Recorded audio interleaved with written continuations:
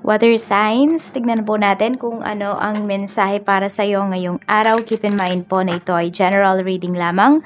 So, hindi po lahat ay makaka-relate. So, be open-minded. Sa mga hindi pa po nakasubscribe dito sa ating channel, please subscribe na po kayo and palike na din po ng ating video. At sa mga nais naman po mag-avail ng ating private readings, Lucky Stones and Amulet, makikita nyo po yung link sa description box below. Tarot Intentions by Eliana Reyes. Okay, tignan natin ano ba yung mensahe for you. Spirit guide, we have action.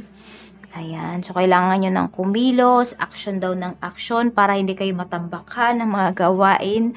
Water signs ngayong araw. So we have attachment. Ayan. Meron yata dito habol ng habol sa'yo. Earth signs. Ayan. So parang yung taong to ayaw kanyang tigilan. We have woman holding a heart.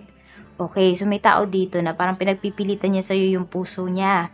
Okay, pinagpipilitan niya na pansinin mo naman siya. So, meron po dito nanghihingi ng attention sa inyo. Earth signs. Water signs. Di ko alam kung bakit sa earth signs yung sinasabi ko. We have healer of the ages. Okay, so meron pa kayong unfinished business ng taong to. For some of you, pwedeng ito po ay malapit talaga sa'yo. Pwedeng hindi mo to naging, karelasyon, romantic relationship, hindi. Could be a friend. For some of you, could be your mom. Ayan, so meron dito kayo na parang need nyong mag-let go. Okay, need nyong mag-detach. Kasi pwedeng may isang tao or isang sitwasyon na parang alam mo yung nahihirapan na kayo. Nagiging toxic na yung energy. Kaya nga meron tayong healer of the ages dito eh. I-let go nyo na, i-heal nyo na kung ano man yung nararamdaman nyo. Tampo, lungkot, pagdating sa tao na yon. Parang nakita ko kasi dito, dapat maging masaya kayo sa kung ano yung nangyayari dun sa tao na yon.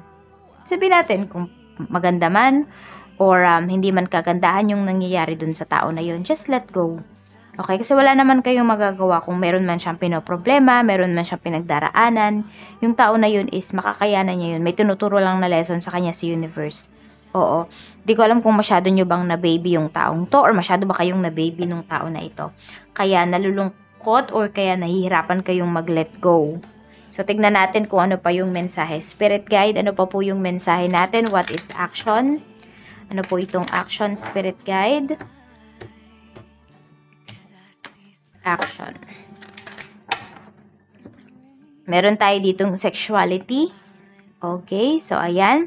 So, pwedeng yung iba sa inyo ngayon, it's either marami pong nagkakagusto sa inyo, madaming gustong mag-reach out sa iyo. Maraming interested sa iyo, maraming attracted sa iyo, pero nakikita mo ikaw yung lumalayo dito. So, pwedeng hindi kasi yan yung focus mo. Water signs, maraming attracted sa'yo, pwedeng madaming nagme-message sa'yo, pero wala ka bang pake, ganyan. So, what is attachment? We have family and tribe. So, marami po sa inyo, pwedeng ito, ayan kaya nalulungkot yung iba sa inyo is pagdating ito sa family ninyo. Pwedeng may mga hindi magagandang nangyari sa family, may problema sa family, yan. Meron tayo ditong, how teachable are you? Woman holding a heart. Okay, so marami ba sa inyo, water signs, naniniwala ba kayo na yung relationship or yung not relationship, kung hindi yung love is nade-develop siya? Kasi ito, meron dito na tao na may tinuturo siya sa'yo regarding love. Okay, paano ba magmahal? Or ano ba yung pagmamahal? Maaaring tinuturo niya yun sa'yo. Tignan natin. Mayroon tayo ditong selling out. Yan, pagod na kayo, kaya mag-let go na kayo. Nabigay nyo na lahat. Water signs. So, it's time naman na mas magtuon kayo ng atensyon sa inyong sarili. So, medyo kalimutan mo muna yung ibang tao. Yung sasabihin ng ibang tao, kung hindi mag-focus ka sa sarili mo, sa mga kakayahan mo. So, tignan natin. Kasi yung iba sa inyo, minsan walang pag-grow na nangyayari sa life ninyo kasi lagi nyong iniisip yung sasabihin ng ibang tao, yung komento nila, ganyan, yung mararamdaman nila, sarili mo naman yung isipin mo. Diba?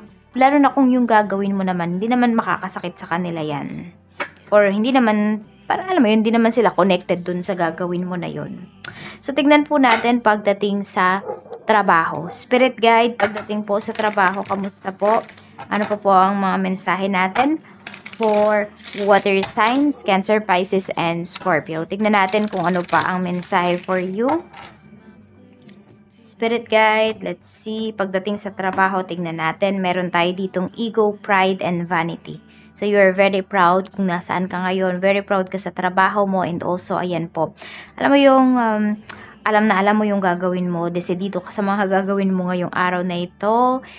Sabihin natin na naiengganyo ka talagang magtrabaho ngayong araw na ito.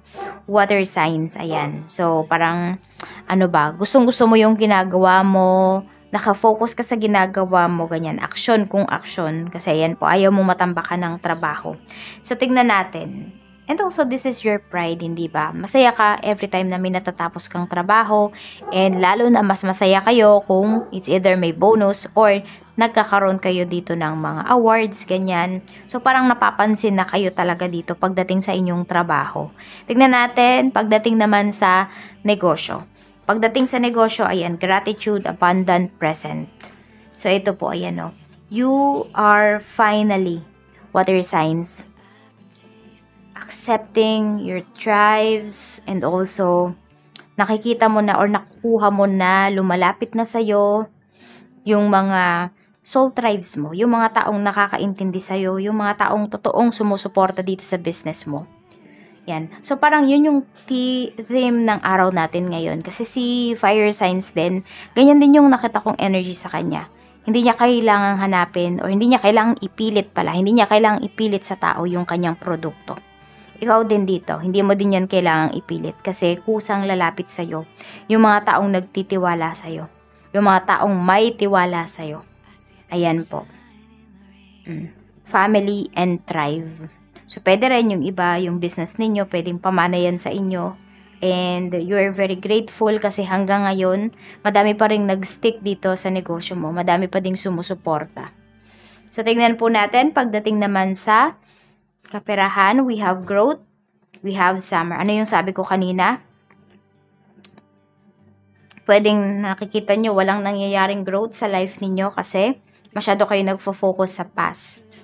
'Di ba? Sobrang attached ninyo sa mga tao na nagpapahirap sa inyo. So, ito woman holding a heart, how teachable are you in growth? Matuto po kayong mag-let go dito and also matuto kayo na pag meron kayong ginawa, bigay nyo talaga yung puso ninyo. Bigay ninyo yung 100% ninyo. Maging ano kayo dito. Maging mabilis kayo. Yan. Pwede rin yung iba. Ngayon, natututo na kayong mag-ipon. Ganyan.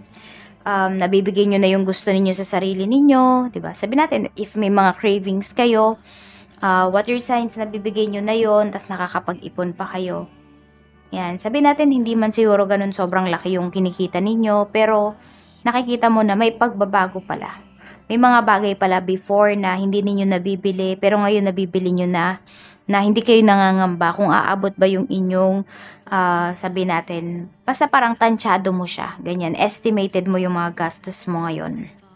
Tignan natin kung ano pa yung mensahe. So, ito, mag-focus kayo sa skills ninyo. Yung skills ninyo, hindi yan makakagaw sa inyo ng ibang tao.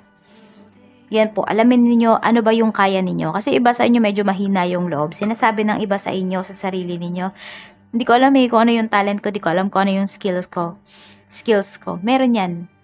Meron kayong skills. Natatakot lang kayong pag-aralan yan. Natatakot kayo na baka ano yung maging expectation sa inyo ng mga tao. Yan, yung iba sa inyo dun kayo sa expectations kasi nahihirapan or nape-pressure talaga kayo. So, tignan natin pagdating po sa love life. We have naman, ayan, some of you are dealing sa kapwa ninyo, water signs. And some of you, you're very emotional ngayong araw na ito. So, mukhang meron kayong kailangang tapusin, meron kayong kailangang pag-usapan dito ng person mo, water signs. So, tignan natin kung ano po ang mensahe pa para sa'yo.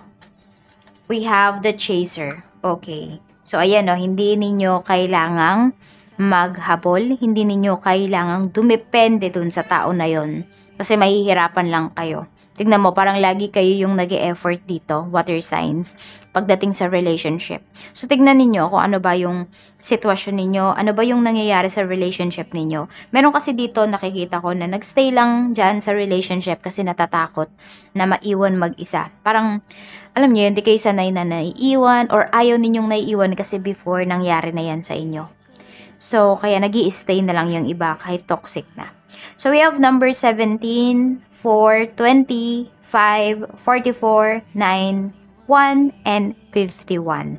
Yan po yung iyong mga lucky numbers. Maraming salamat. Mag-iingat ka always and more blessings to come.